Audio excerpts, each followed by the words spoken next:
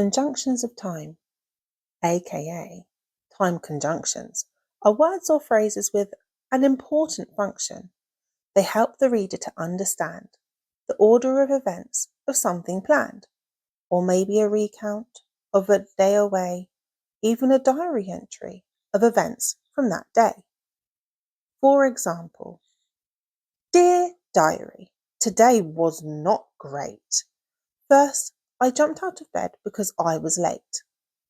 So, the word first tells the reader that getting out of bed was the beginning of what will happen in the day ahead. Next, I brushed my teeth and combed my hair, then put on the clothes set out on my chair. The word next is a more succinct way to say, that wasn't the first thing that happened in my day. After that, I slipped on a banana skin and totally ruined the clothes I was in. After that shows there was an event before and also hints that there will be some more. Let's look at some more examples of time conjunctions now that you understand their important function.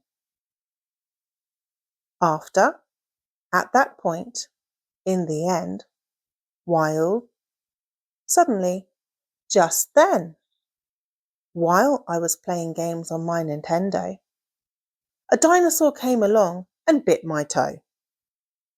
Just then, I thought I could see Steve from Minecraft chopping a tree. So now it's your turn to use what you've learned. Give it a try and you'll see time conjunctions can be easy.